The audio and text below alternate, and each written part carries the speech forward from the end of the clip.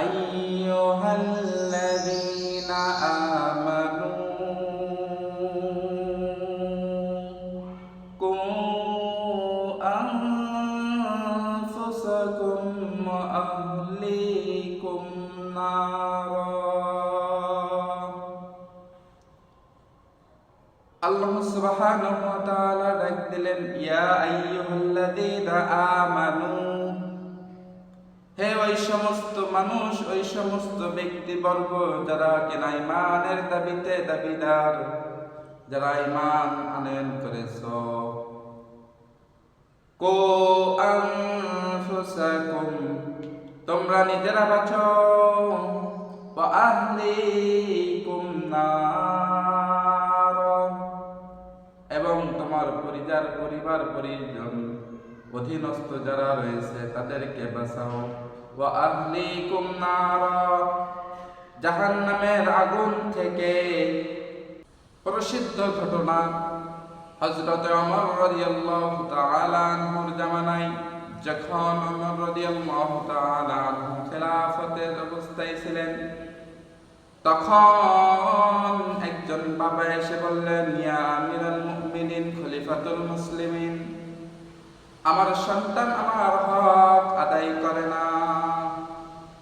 তখন ওমর রাদিয়াল্লাহু তাআলা তার বাবাকে তার সন্তানকে ডাক দিলেন, সন্তানকে বললেন, তুমি নাকি তোমার বাবার হক আদায় করো না, এটা কতটুকু সত্য? তখন ওই সন্তান, ওই যুবকের ঈমানি পাওয়ার এতটাই, ওই সন্তান বলে, আমি কি শুধু বাবার হক আদায় করি না, এটাই কি মুখ্য বিষয়? বাবা যে আমার জন্য হক আদায় করে না, এটা কি তার মুখ্য বিষয় ছিল না? এটা কি তার অধিকার ছিল না? তখন ওমর রাদিয়াল্লাহু তাআলা ওই যুবকের কাছে জিজ্ঞাসা করলেন, তোমার বাবা তোমার কি হক আদায় করে নাই?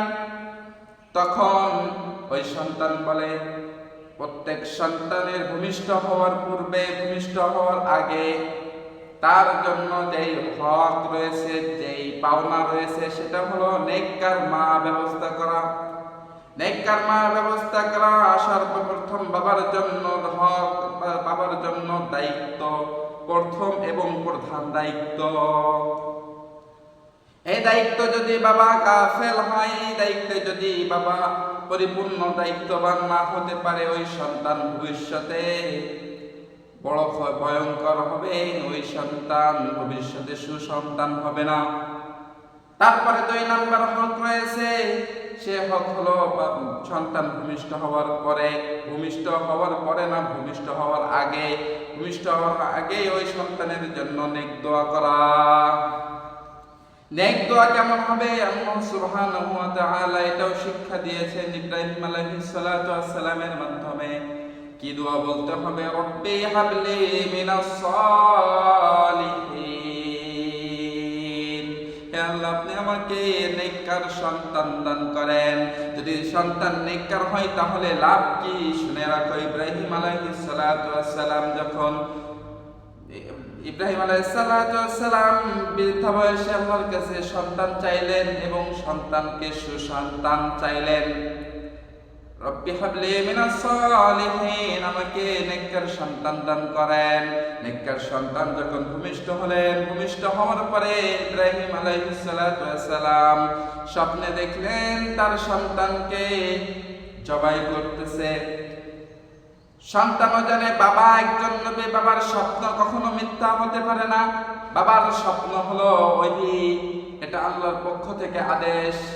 তখন সন্তানের সামনে বাবা যখন উপস্থিত করলেন কথাটা যে আমি তোমাকে জবাই করতেছি, এটা আমি স্বপ্নে দেখেছি, তখন বাবার কথা শুনে সন্তান বললেন, ও আমার পিতা, যেটা আপনার হুকুম এসেছে আপনি সেটা করতে পারেন, আমাকে নিশ্চয় আপনি ধৈর্যশীলদের ভিতরে পাবেন।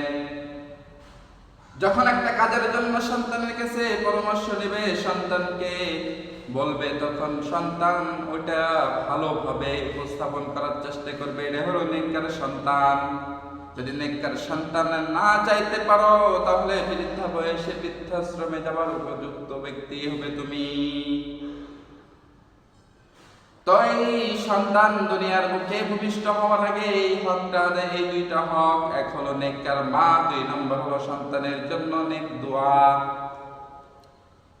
তারপরে এই সন্তান ভূমিষ্ঠ হওয়ার পরে ডান কানে আজান এবং বাম কানে ইকামত দেওয়া, যাতে করে এটা ইমানদারিত্বের একটা প্রমাণ পাওয়া যায়।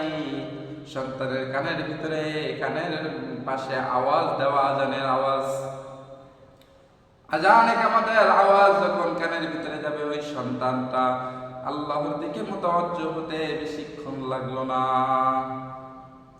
তারপরে ওই সন্তানের 7 দিন পরে, 7 দিনের দিন 7তম দিন আকিকা করা, মাথার চুলকে কেটে সেই সম পরিমাণ স্বর্ণরূপা আল্লাহর রাস্তায় সদকা করা। এইগুলো যদি করতে পারো, তারপরে ওই সন্তানের জন্য একটা সুন্দর নাম, ইসলামিক নাম রাখা, এটা হলো বাবার জন্য দায়িত্ব। তারপরে যে মূল বিষয়, সেটার দিকে আমরা খুবই খেয়াল করি না, খুবই অমনোযোগী, সেটা হলো সন্তানের এলেম, আদব, আখলাক, ইখলাস, এইগুলো তরবিয়ত আমরা শিক্ষা দিতে পারি না।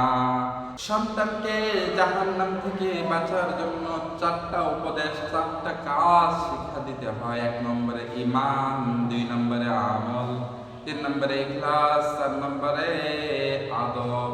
এই 4টা যদি শিক্ষা দিতে পারো, তাহলে তোমার পরিবারকে তুমি জাহান্নামের আগুন থেকে বাঁচাইতে পারলা। তো আহলিকুম নার, তার আগে সর্বপ্রথম নিজেকে জাহান্নামের আগুন থেকে বাঁচাইতে হবে।